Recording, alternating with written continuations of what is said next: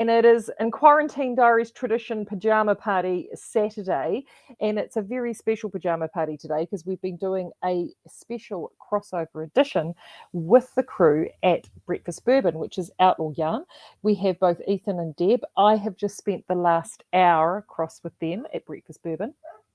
If you have missed that, fear not. Once you have finished with us here, you can go back and check out Breakfast Bourbon. And Breakfast Bourbon, you will find them on YouTube as well as Facebook under Outlaw Yarns. So if you want to find, if you've missed that already, you can find out what we've already been talking about for the last hour of this morning. And we've all just sort of rushed off and made hot beverages and coffee. And I've let dogs out and they're now barking. Don't care. And I managed to get change out a load of washing. So it's been all on. They're back. The team is back. I can see they're there now, so I can pop them up the stream. Gosh, that was the quickest coffee making in the West. I don't know about you. Yeah, I'm just like, I'm going to the jug. Come on, hurry up, hurry up. I know. It's so funny. Gosh. I don't look any better on my software than I did on yours.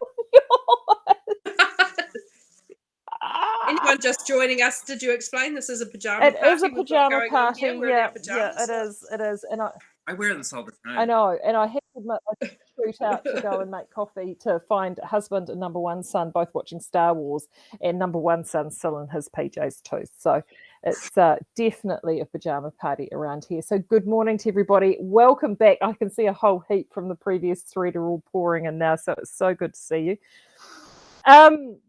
What's happening in our sort of neck of the woods? We've been talking about a lot of bits and pieces with Outlaw. In our neck of the woods here at Skeins, we are just still trucking along, and we are. Oh, there we go. You froze before you dashed off for coffee. Yeah, I know. I just noticed I had red bars there before. We are still tracking along. Level 4, we're accepting orders. There we go. We're accepting orders, but we're not dispatching them at this stage. But that's okay. That's okay. You know, we're still hanging along, and once we find out what's going on, then we'll be able to let you know about our sale. So I will probably send an email out Monday or Tuesday next week, and that will let everybody know what's happening, which is a good thing. So you two have got cuppas all set up, so that's good. Yeah. Yes. Yep. We have refreshed very good. the cup. Very good. Now, if anyone has got, because we did lots of talking in the last one, and only a few questions. If anyone have got any questions for us this morning, feel free to fire them in here and let us know, and we will try and get to those as well. So Ethan and I are working on a variety of different bits and pieces at the minute. We've been talking about his brioche, and I'm still chugging away on my shoji. Oh, bollocks. I left it sitting on the, I grabbed my unfinished item because you're doing a work in progress finish along for September, I do actually have one. So you tell us about that, and I'll go and get mine and let the dog in. And there you go. You guys can look at the pictures on my wall for a second. Okay. Oh, it's the Outlaw hijack again. We'll just take over. So I have not been knitting because I've been sick for the last couple of weeks, so I have made no progress on my watermark, for those of you who are just tuning in, which is not very exciting, although I am kind of trying to contemplate what I might... I should join in on Ethan's UFO thing, but I could do that, or I could cast on something new. I'm feeling a little bit like casting on something new.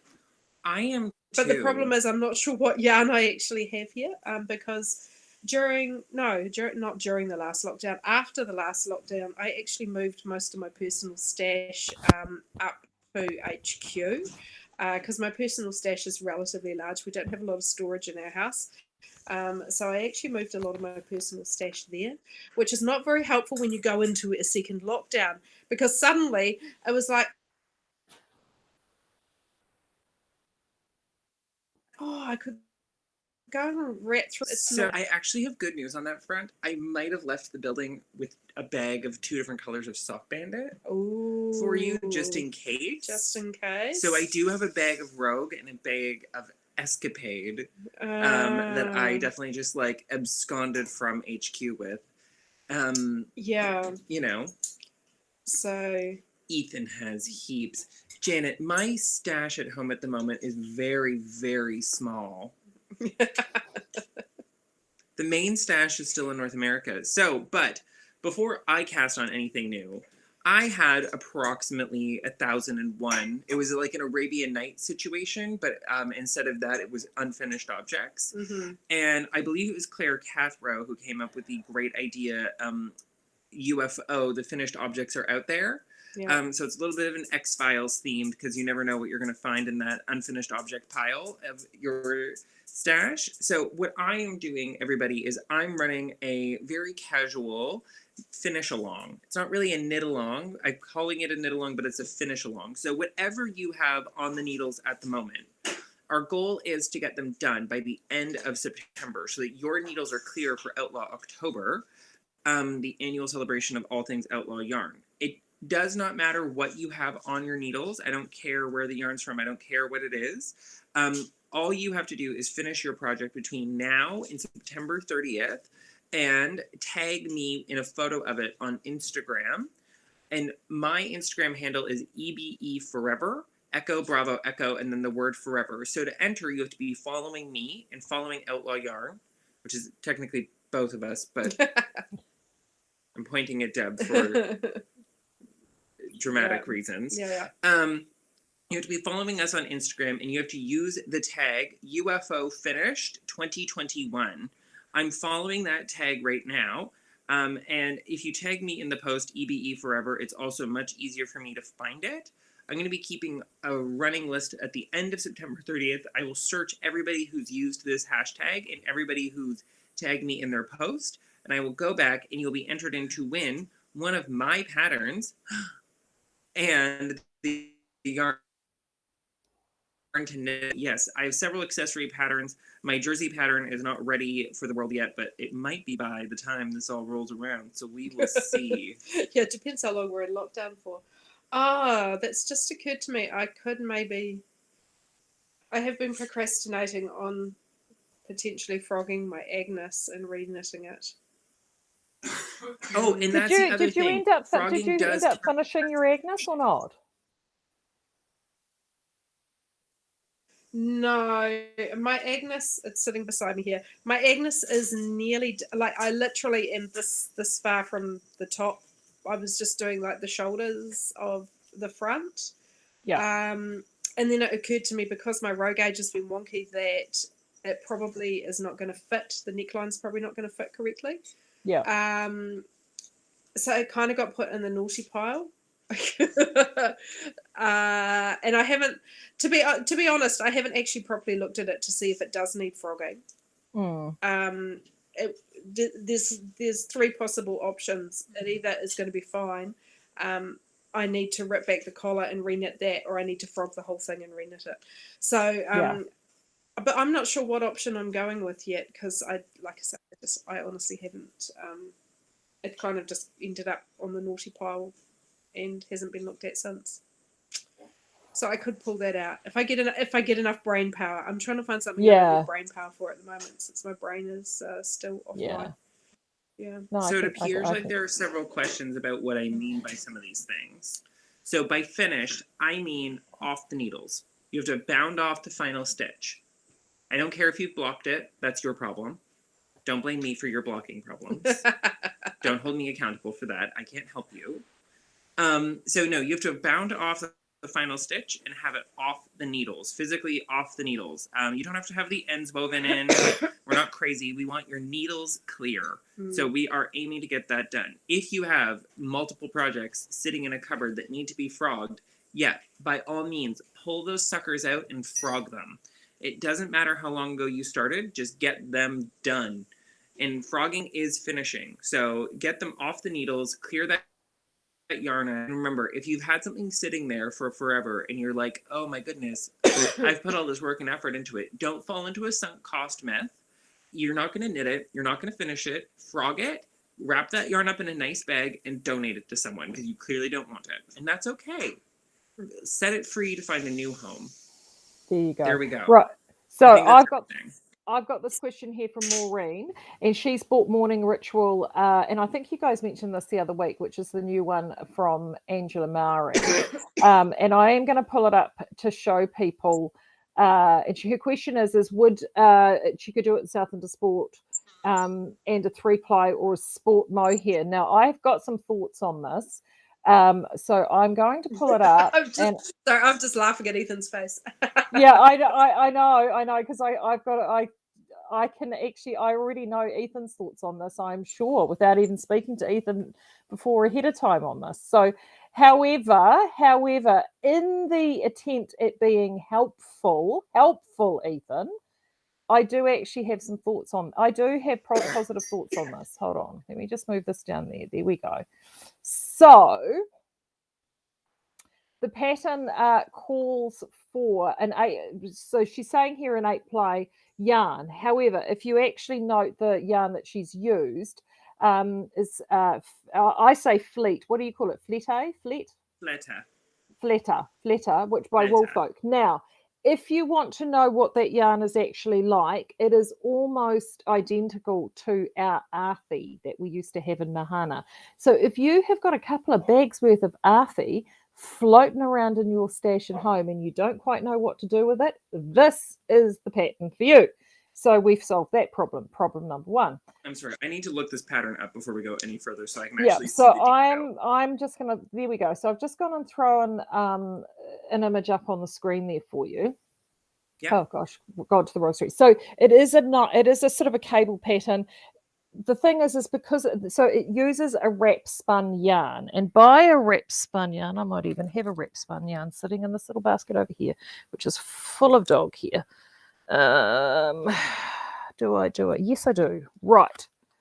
By a wrap spun yarn, and this is a wrap spun yarn right here. Right. A wrap spun yarn is when you have a yarn which has got a core of sort of like a single fiber with a smoother, usually a polyester, sometimes a silk, but a finer secondary yarn which is wrapped, literally coiled around the outside of it. So if you can sort of see that. So that is a wrap spun yarn. So the fletter is essentially this yarn, but it's a little bit fluffier. So in terms of substituting that, if you've got, as I said, if you've got Mahana Afi, you're going to be good all day long. It will make a perfect substitute in that pattern. But of course, that was a limited edition yarn for us. It's not being done at the moment. We do have a yarn that we're about to, prior to the, prior to the government endorsed arse widening campaign to stay at home, we were going to have a yarn that was coming out in the sale, and it will come.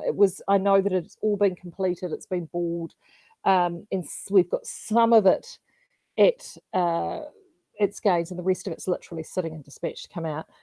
That is actually a 10-ply yarn, also a wrap spun yarn. So you could actually use that yarn for this project. You will just need to swatch first and check your sizings and probably make a little knit maths alteration there.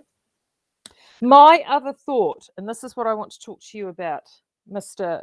Buckley, is would something like this, which is I think where Maureen's question is going, I'm actually thinking, looking at the texturing, doing something like a Whisper, sort of Little Bandit Whisper, Cozy Whisper, South Under Sport combo would get you definitely the tension that you need, and would give you the sort of softness in terms of the soft looks in the cables at a pinch.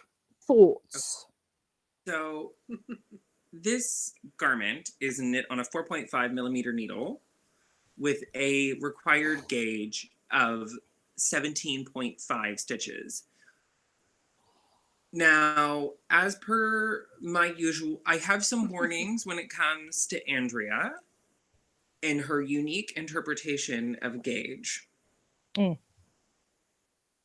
Andrea makes things that are definitely very, very wearable. So let's start from the positives, right? When you make an Andrea Mowry pattern, so long as it fits the way that you want it to fit, recognizing that her idea of fit and the rest of our ideas of fit are not necessarily on the same planet, okay?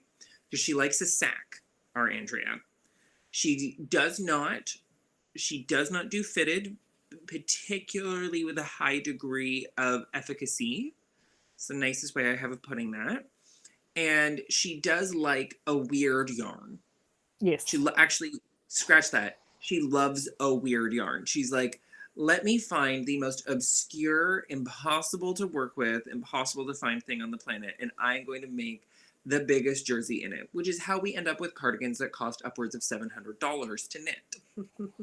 And just to let people into so those who are out there in the real world, when you're a yarn people like us, that's one of the things that often, if you've got a designer that's willing to make something, you get them to design stuff like that in the hope that the customers at the other end will love your yarn, love your brand, and love that designer so much that they're going to spend $700 on a yeah. And if that's you, we love you, but we realize that in the real world, not everybody can do that.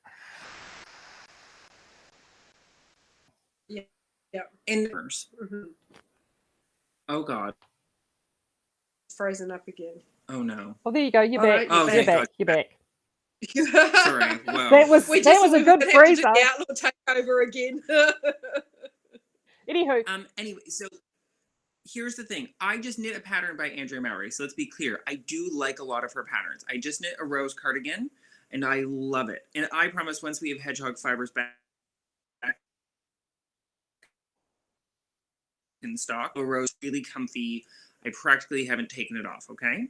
You will most likely find that this pattern is going to be really similar because it follows my rules of looking for the outlier patterns when someone is a popular designer. Oftentimes, if they're a very popular designer, they're going to stay within their lane quite heavily. And if you don't like one of their patterns, chances are you're not going to like the others, right?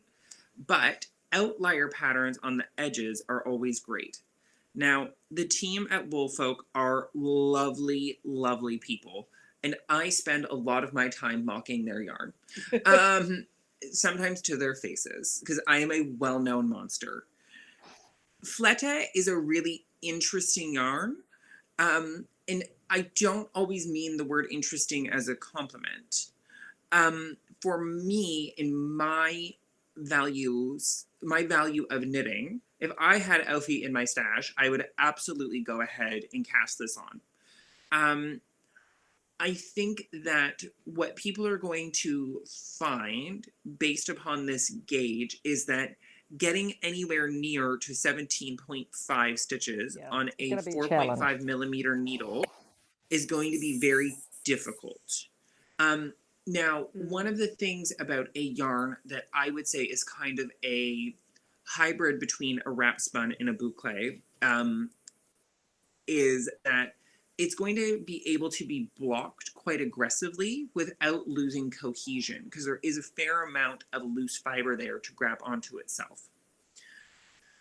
Saying that, if you are actually hunting for like a perfect solution for making this, what might actually, now yes, you can go ahead and do like a little bandit plus mohair sort of situation. I would highly advise staying away from anything machine washable or super wash for this pattern. It will end badly. And your garment will be super, super heavy, okay? As in, like, it will be very dense and thick and stodgy, and you don't want that. I actually think at that gauge, 17.5 stitches on a 4.5 millimeter needle is a little, now Andrea's gauge does tend to be odd. So you are probably going to have to swatch 2 or 3 times for any pattern of hers that you make in order to get the same gauge as her. Sometimes you will have to go down, sometimes you will have to go up. That is partially because everybody knits differently. I always encourage designers when I work with them to not necessarily go off of their gauge, but go off of test knitters' gauges because then you're getting a much wider range of human gauges to work from. And that, and then you aggregate an average over that. will make a long.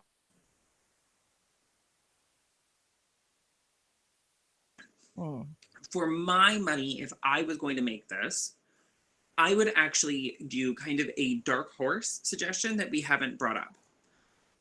I would use Rebel Destiny Light and Whisper Fine together. Ooh. Those two together will give you the best possible outcome for this, because what you are essentially doing is recreating the construction of that yarn by using two different yarns together.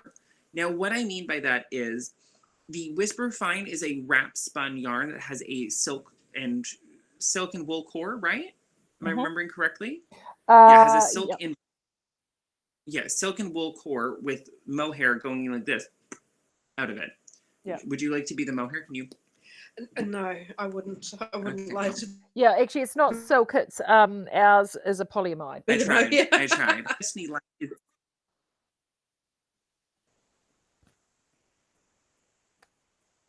Sorry, what was that? I said ours is a polyamide, but it's not a silk core. It's something.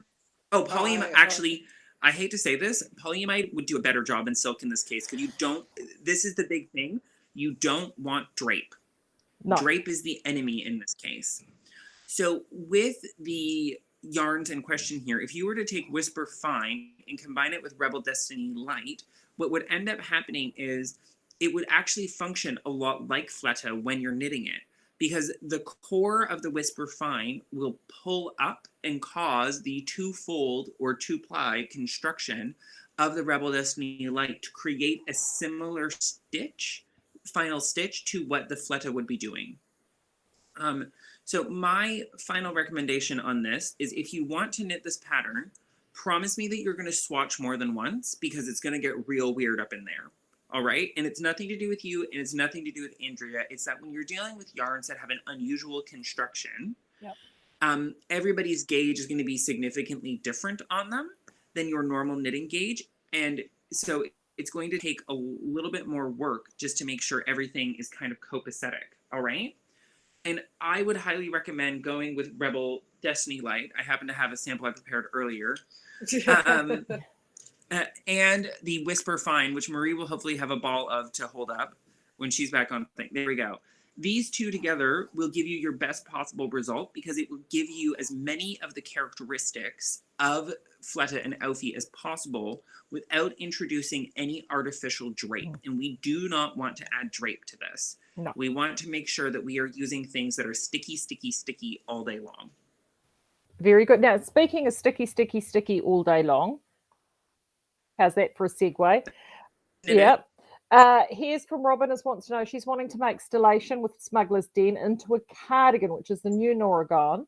How many stitches will she need for a steek? And she is a virgin steeker. I feel that there is a bit of a theme going on here. So I'm going to jump out of here. Stellation, is that the new one that I like? Yeah. Yes. So this is it here. So it is, as you can see, there is a sort of a nice within the yoke.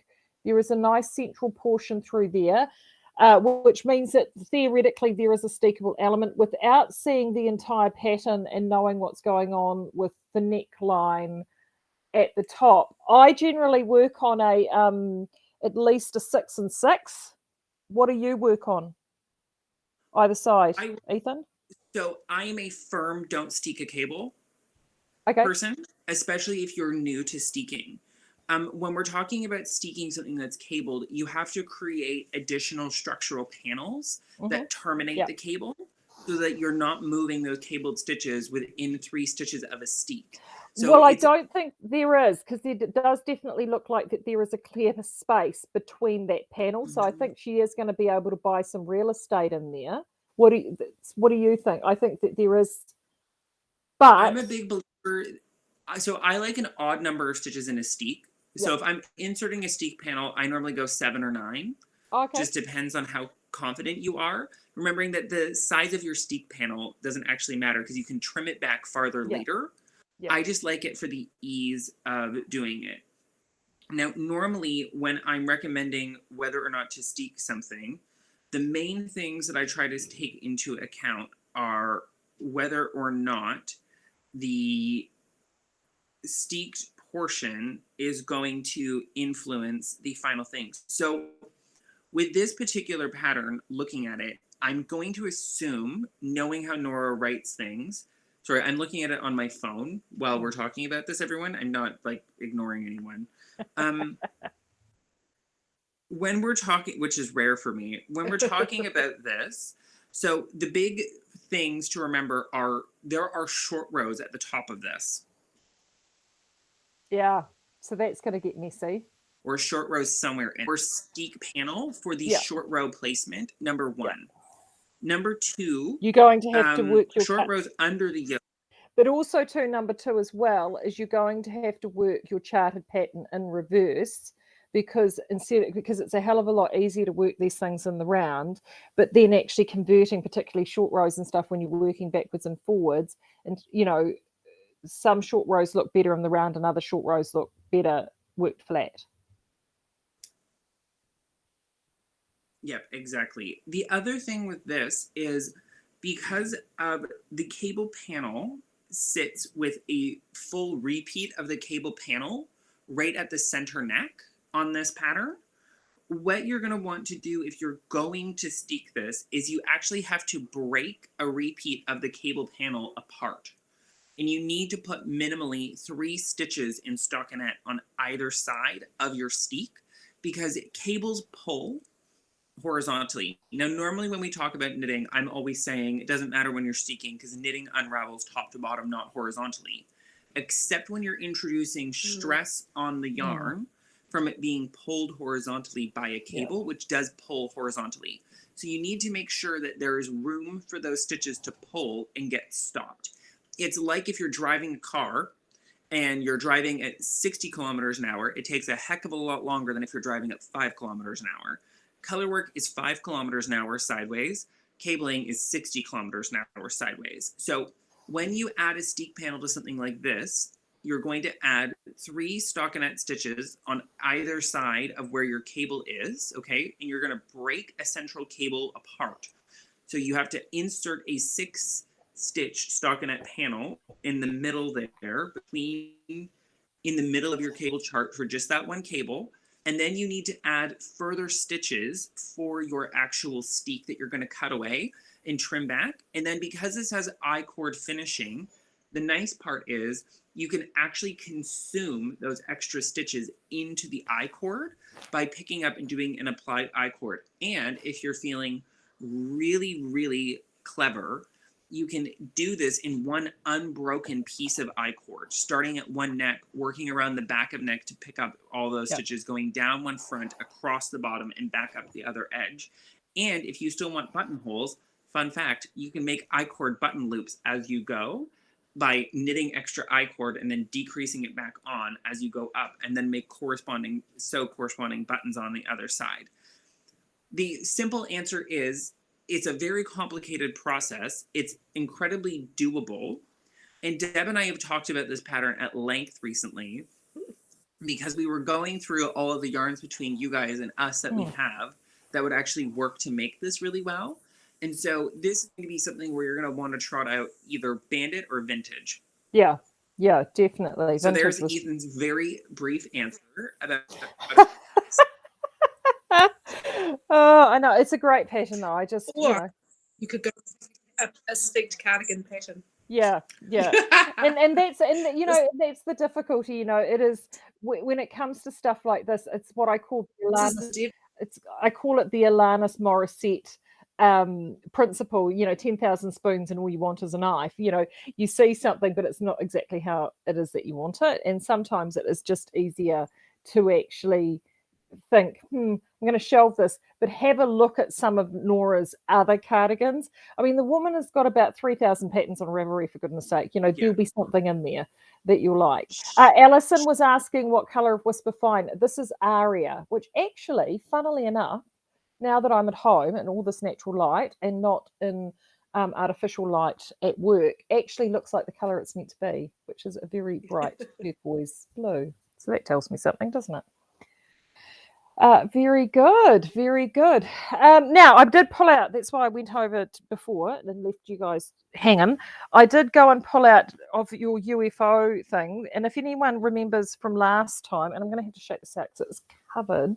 It's been literally sitting down the side of my chair since the last lockdown. I'm just going to shake it out a little bit. Shakety, shakety, shakety. Oh, God. That's a while. I know, Oof. right? Ah, I don't think I've seen that for a while. I know. I don't think I know what that is.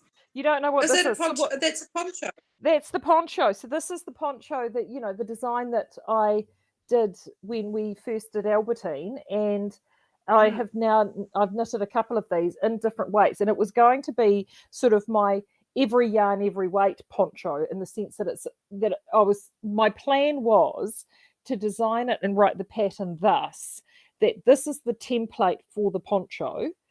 And this is what you do depending on the needle size, the gauge, and the yarn that you want to use. And this is how you get it so it looks like the poncho that you want every time. Mm-hmm. And based on sort of ratio and a tape. This was the plan. The grand plan. So I decided to knit it in a whole bunch of really weird, quirky yarns that I had. So like we've got this, which is some lurex, which I wrapped around. This is the majority. Some Malabrigo. Yeah. We have two different shades of Barocco vintage single roving. Dare I say it, there is acrylic in here. Oh, there absolutely is. Barocco loves some acrylic. I know. But the colours in there are fantastic, and it's not all acrylic. What else have I got in there? I've got, just since we're talking about mohair, a very, very fine mohair. And last but not least, or two actually, this, which is a ball of my homespun when I was still learning to spin and ply and creating. Don't look too closely at all the pet hairs that are over all of this. And the last one was that wrap spun yarn that I held up. So that is quite a collection. That is quite a collection. It is quite a collection. And you would think... What are you trying to say, Ethan? So what I did is I started the fabric so that all of those yarns appear at the bottom half of this in the stripe. So it actually turns into this sort of melange of colour.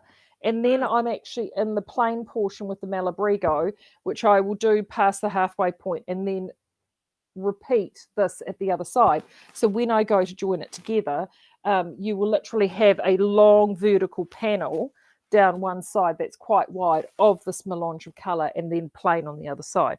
That is the plan. I literally have not picked this up since last lockdown. So maybe, you never know. That looks like a good UFO project. It does. It is a good UFO project, and it's something that could potentially give me a break from shoji, I think. So, because I've got nothing else on the needles, just shoji and that. Oh, okay. I know. Wow, I know. But I say, well, actually, it could be a good lockdown project because I can't get to work. Because of course, I have got Dr. Phil's project that I want to do that is in the other interweave knit edition from the one that I had. So there is that I could cast on. I have got all of that there. And if I were being a good spouse, that's what I would do. Yep. But, it's spring now. He's not going to wear it until next year. I've got time. So that could be the Christmas holiday project. Because the teasers, everyone may have noticed the teasers that we've been putting out on social media. Another one went out today for Kelly & Co. And I can say that people have actually now guessed what it is. They did put together with the last clue that it was the poem, was the fairies from, I think it was William Atherton, from Donegal in Ireland. And it is, in fact, a genuine Donegal tweed. Made with New Zealand and Australian merino. Deb has seen this yarn. Deb and Ethan have both seen the samples of this yarn. It is... I've never seen it for my life. Yeah, we're really excited about it. Like really, Yeah. really excited about it. I can confirm it is now, as of last night, landed and it's sitting in the main freight depot. Well, half of the batches sitting in the main freight Oh. depot here in Napier. Oh my God. Wow. I know, That- so exciting. And do you Yeah. know how hard it is when you know that it's there and you can't fucking go and get it?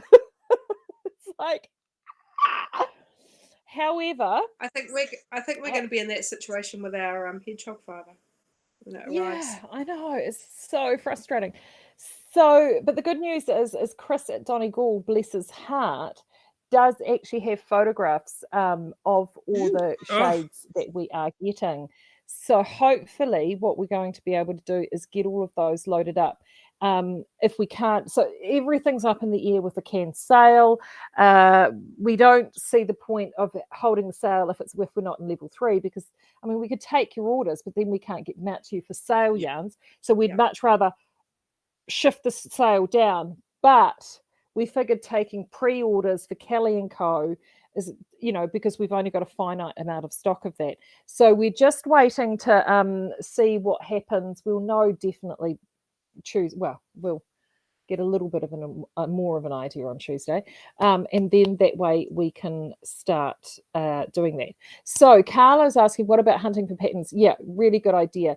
So if you want to hunt for patterns for this, you could also look up in Ravelry. There's another yarn listed called Donegal Soft.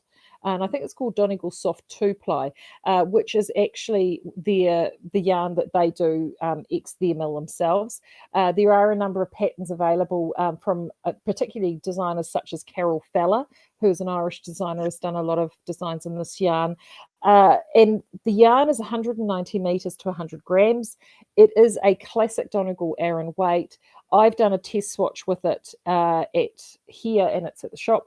And I've definitely found I've managed to get 22, 20, and 18 stitch tension. No problems whatsoever. All the fabrics look great. So go. yeah. I would highly recommend looking at patterns designed for the Croft. The Croft is a yarn produced in partnership with Jameson Smiths of Shetland and West Yorkshire Spinners. It's a true Aran weight yarn.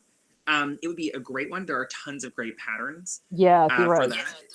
And they're all super knittable and things that you will read and understand and know how to make. There's not like any weird tricks or tips.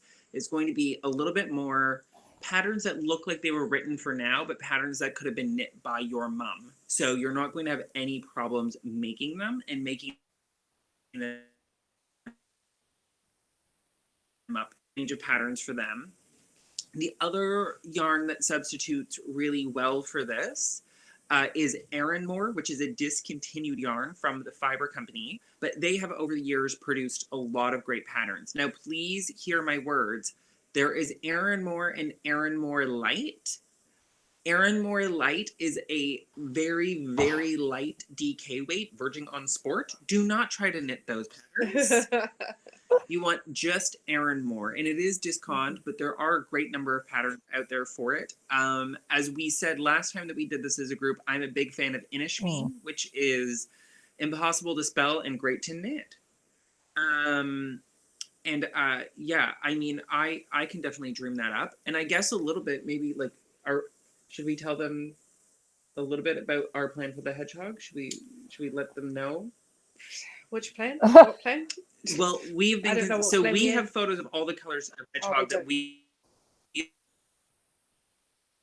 ordered. Oh, they Oh no, I don't get to go to Cannes, which is true, and we miss you, and we miss we were looking Marie. forward to it as well. Yeah. So we know that you guys really, really want to get your hands on some delightful hedgehog fiber. So we're going to be getting that put together for a pre-order as well, because we also have limited stocks of that.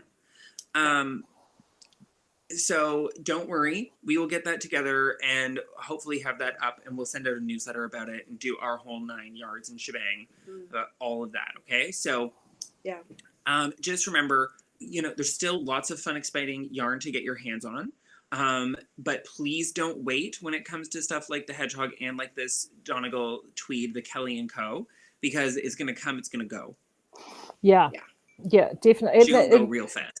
Yeah, it is definitely. And I mean, with the pre-order, depending on how the pre-order goes, it would be really neat, because it's taken, I mean, I've been working on this, oh gosh, because Deb We were actually working on helped April? Yeah, well, that's when Deb, was it March or April we went to Wellington? March. Yeah, might have been March. Yeah, and we Yeah. went to, it was March, and and I mean, we'd already, I mean, at that point, we'd already been working with it with the team, with Chris and the team at Kilcare for quite a while. A few months, and that's when we showed Deb what we were looking at, and she was part of the team that helped us select the colours. So we've got, I think it's 14 or 15 shades that we've got coming in from a variety of like beautiful natural shades, natural neutrals, and we've tried to actually match it between an equal number of neutrals, an equal number of lights and darks for contrast, and pops. So then that way, if you're wanting to do some colour work, you're able to actually create a colour work story using this yarn, and it will be incredible. And this yarn is perfect for colour work. It's soft, but unlike some traditional Donegal tweeds, if you have knit with Donegal tweed before, the original Donegal tweed is made from Irish wool, and it can be imagine our Southlander on steroids, so it's quite toothy. But it does mean that you have a yarn that is great for colour work because it will cling onto the self. This Donegal soft, this Kelly & Co. Donegal soft is not like that. It is beautiful, it is soft, it is lush. It's got some really nice sponginess to it because it's merino. It is all woolen spun, so it's all little short pieces. You've got colours beautifully integrated in, so you'll still be able to do your colour work, you'll still be able to get your grip, you'll still be able to steek and do all these incredible things that you can do so much better with a woolen spun yarn that you can't, it's difficult to replicate in a worsted spun yarn, and it gives you all of those things. And so we're so excited. We're talking to actually Chris, the team is having a training with Chris over Skype on Tuesday morning, so we're really excited about that. So it will be so much fun, and they're really excited too. This is the first time they've had the yarns come down to New Zealand, and the fact that they've been able to source the good majority of the merino in there actually is New Zealand merino. There's only a little bit of Australian, so the fact that we've got this sort of cross-cultural story is really fun. And looking at the mill that they have there in Kilcare, it's a very similar size to the mill that we are here. In fact, almost identical, the same number of staff. It was really funny because he had some photographs that he sent us of inside the mill and some of the machinery, which has even come from the same factory where a lot of our machineries come from.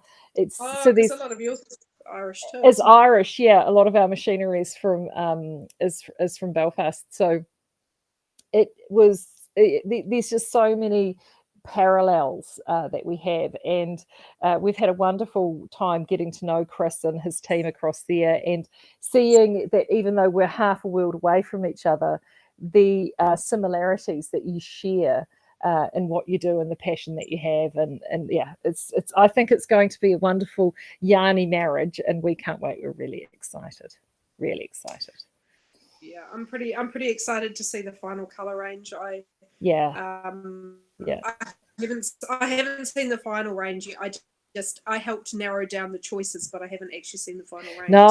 No. So we did it very democratically. Actually, we had this big shade card that had all the different shades to choose from. And before you say to me, why didn't we get all the shades? Believe me, when you saw the size of the shade card, there was lots. There was so many shades. Yeah. It was actually really hard to choose. Yeah, it was. And so we all got assigned a secret symbol. And so Claire had the card, she went through and picked all her colours, and I had the card and I went through and picked all my colours, and then Deb got the card and she went through and picked all her colours. And so the range is a really interesting melange of what all three of us liked, and there were some shades that actually all three of us liked, which was amazing considering the number of shades there. And then it was just about pulling them together and seeing what worked, what didn't work, changing, swapping some out. Sometimes we actually went to the color that was adjacent to a color that a couple of us liked on the card, but when we put the one we liked together with the range, it didn't quite work, but the next shade gradation down did, and all those sorts of little subtleties. Yeah, it was fun. It was a lot of fun. Yeah, it was. Yes. The newsletter regarding hedgehog, you need to sign up to our newsletter. So go to outlawyoung.com and click on the newsletter tab and sign up there for that one.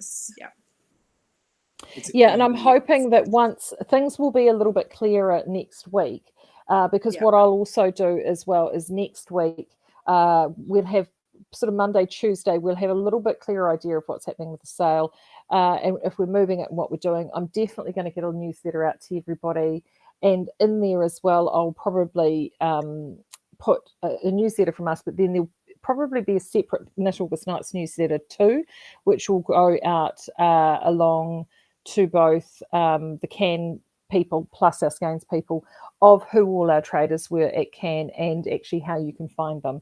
So then if you want to be able to do things like the pre-order of the hedgehog or all of those other things, you have got a handy hot list of links. I know like Delene's in here today, she's been madly loading all of her stuff up. Some of them have already jumped in and got their preloads up and they've already sold everything. Everything, so that which is great. We were waiting a little bit longer, just to see what happened really.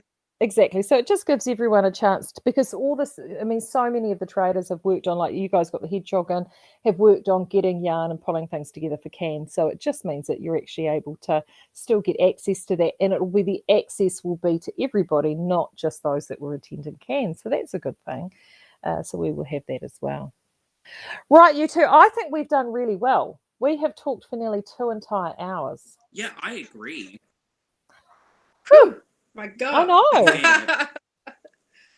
It's a miracle. It is a miracle. Well, thank you, everyone, for tuning in, particularly those that came in for the double banger today. It was, triple, the menage a trois, as it is with the three of us. So that has been loads of fun. Of course, I will be back here tomorrow with the Quarantine Diaries. I look forward to seeing you then. What I'm going to talk about, I have absolutely no idea. Have you got a special guest tomorrow? Or? No, I haven't. I haven't got anyone lined up yet for tomorrow. I've got someone for Monday, but I haven't got anyone yet for tomorrow. But that's all right. I'll start sending out text messages soon. And failing that, I might just wrap it on my own, But we will figure something out. It will all be good. But until then, have a great weekend. Have a great day today. Hopefully the sun is shining wherever you are. You too. Have a good day and time for lunch. Yes, we will. Thank you. Right. Take care. Bye. See you later, everyone. Bye.